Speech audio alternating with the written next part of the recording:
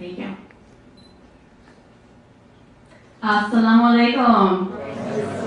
And to all of my non-Muslim people here, how's it going? My name is Jamila. I am a convert of 9 months and 3 days. And in case you were wondering, yes, I'm white, which might be unexpected to some of you, I know.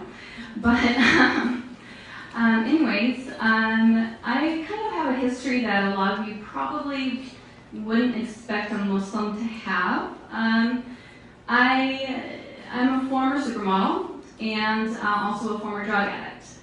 And I was born and raised born again Christian. Both my parents are pastors. And all my childhood growing up, I tried really hard to connect with Christianity, and I just never really could. The whole Trinity idea never really made sense to me. And so I had a lot of questions growing up about Christianity and things like that. I guess you could say that perhaps because my parents pushed it on me so hard, a lot like what you went through. I went to church 3 times a week and did the whole thing. It kind of pushed me away, and I rebelled pretty bad when I grew up. And so up till when I was 17, started modeling, and when I was 20 years old, I became addicted to methamphetamine. And I started doing it because I figured if you're the skinniest model, you'll be the most successful model. But that's not necessarily the case, and it ended up ruining my life for 5 years. I did it day and night for 5 years, and basically, when you get into something like that, it brings you to a complete place of rock bottom. And a lot of people turn to religion once they hit a place like that. And I tried to turn to Christianity, and I tried with everything that I had to connect with it. I really honestly did. I couldn't feel it for some reason. A few years later, we all know what happened with 9/11. So, I don't know if you guys are aware of this or not, but after 9/11, there was a major increase in people converting to Islam because people became curious about it because of the hatred that was going on, and it drew people's curiosity to find out, well, why are people hating Muslims so much? Same thing happened to me. It took me until last summer, until it finally clicked with me, until I finally saw and read what I needed to see, to finally get the connection. And the connection with it was, Islam is not what people think it is. A lot of people think that it bases itself on oppression, it bases itself on anger towards other people, other religions, things like that. That couldn't be further from the truth. Women are not oppressed in Islam. In case any of you don't know this, we are far from oppressed. We are extremely independent, educated.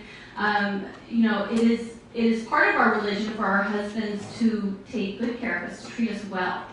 And there are a lot of extremists out there. There are extremists in every religion. For some reason, people like to focus on Islamic extremists, but that's the way some people are. So I think with the misconception that people have and trying to impose this idea that Muslims are these evil, angry people, it's causing more people to be drawn to Islam, because it's people want to know why they want to hate what they hate. And when you start going online and you actually start reading the real things about Islam, not just the hatred and the things that are happening, people blowing people up, things like that, you get exposed to this whole different side of a religion that is based on peace and love and caring for one another. And being raised as a Christian, I had some morals instilled in me throughout my entire life that Christian values are very similar to Islamic values. Most people don't expect that. We love our neighbors. We focus on helping and loving other people. And, the Ten Commandments, pretty much, same thing. So we all believe that Jesus was a part of our religion. We believe a little bit differently. And I think that's what connected with me the most, was the fact that Jesus did exist. Jesus was a part of of the religion, just as it was with Christianity. However, it wasn't a trinity. It was the fact that there is one God. There's one God. There is no other God, no other entity that stands alongside with him. It's him by himself. And once I got that, there was no question in my mind that Islam was the truth. Now that I've converted and become a Muslim, my life has completely changed. I was one of those kind of people where I had the lifestyle that anybody in California, wherever in the world, might want to have. I had tons of notoriety. I was famous. I could go anywhere I wanted to go, do anything I wanted to do. I did things that people here couldn't even dream of doing. And, it never fulfilled me. I always had this hole that no matter how hard I tried, no matter how much money I had, no matter how many drugs I did, no matter how famous I got and how many people said they loved me, it still was there. And there was never this peace. There was never this feeling of peace. And, when I converted, I chose to walk away from everything. I walked away from the entire lifestyle that had supported me since I was 17 years old. And giving that up, most people would expect it to be really hard. But it wasn't. It wasn't, because what I replaced it with was real. And it was peace, and it was truth. And it's given me the opportunity to see life through eyes that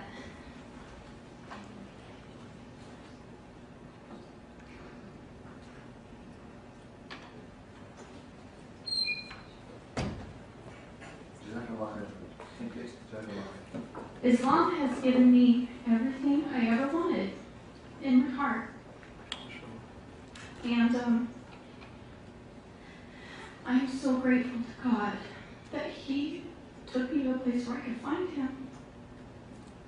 Because without Islam, I'd still be so sad.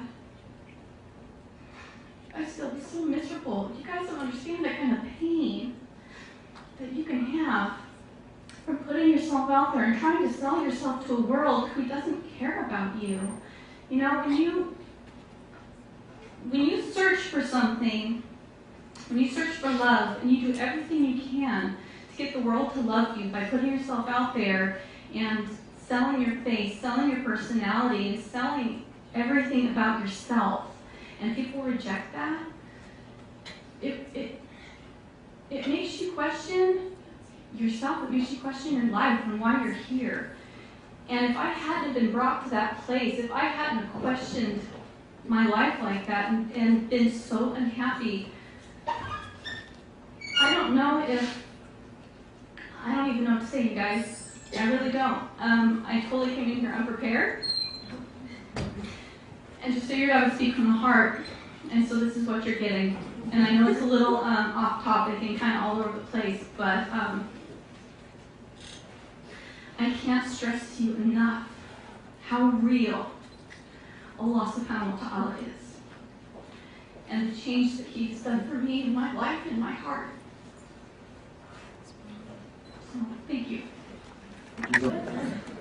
Alright, I guess it's my turn again. I kind of went over this already with you guys a little bit, but to be more specific, what sparked my interest to Islam is my dad, as you all know, is a Christian pastor. He's also a biker. He rides in a Christian bike gang. I know, kind of strange, right? But they do like rallies against Muslims, like the Yorba Linda thing. My dad was there.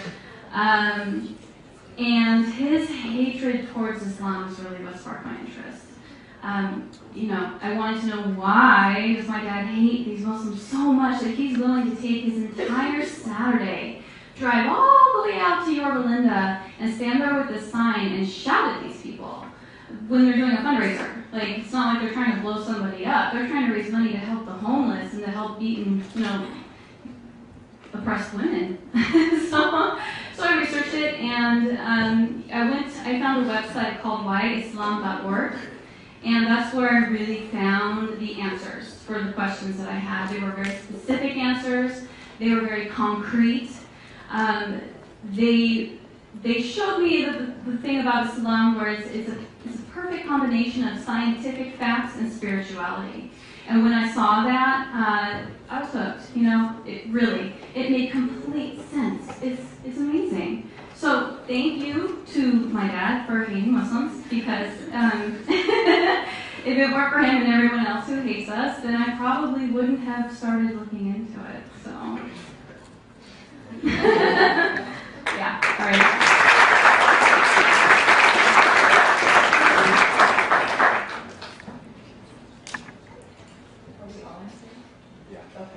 Okay, I'm answering. What sparked my interest in Islam? It's a long story, but I guess I would say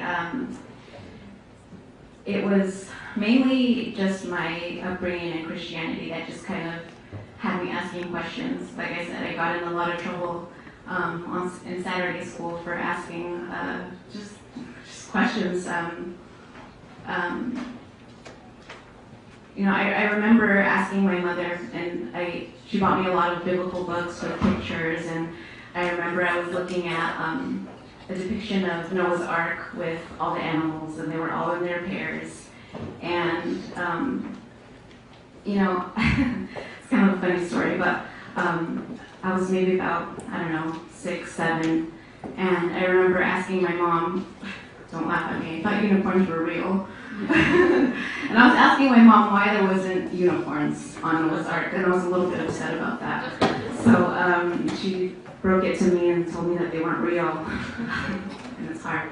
It was hard. So anyways, they weren't real, and she basically told me that, if you're a good girl and you go to heaven, then, who knows, maybe you can ask God for one. And I was like, yeah, that's great. So I kind of got to thinking, why aren't we asking Jesus for the unicorn? Like, we talk about him all the time at church. How come I don't ask Jesus for a unicorn? Why are we asking God? Because they're two separate people, and there's a Father, there's a Son, there's a Holy Spirit. So why aren't I asking Jesus? So, just growing up, those just things like that just stuck in my head. It just, Jamila was saying, the Trinity just kind of never really made sense to me. They have the theory of an egg and the yolk and the white and the apple and the seed, but what if there's multiple seeds? What if there's 2 yolks? I wasn't having it. So as I got a little bit older, more specifically when it came to Barack Obama's presidential, when he was running for president, just hearing all this stuff just being spewed in the media about, Muslims and Barack Hussein Obama, he's a Muslim, and I was just like, what's the big deal? What is a Muslim?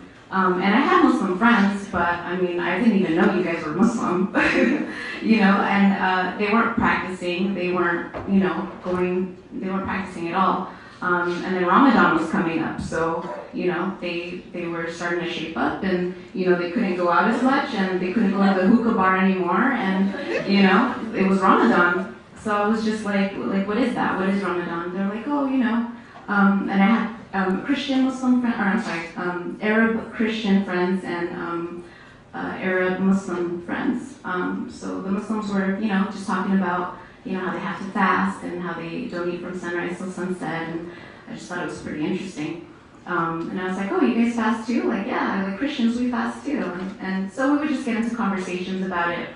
And I remember one time I was having a discussion with my friend about just religion and faith and God and Jesus. And, I remember she was asking me, oh, when you pray, who do you pray to? And I said, oh, I pray to Jesus. And she was like, well, why? She wasn't trying to badger me or anything. She was just curious, what's your, reason behind that? And I didn't really know how to respond. And I was like, I don't know. I don't know. Whenever I pray, I ask Jesus to, help me with this or whatever issue I'm having. And she was like, well, why don't you just ask God? And when she said that, I remembered my childhood, and I remembered how, even as a child, I asked myself that question, why don't we ask God?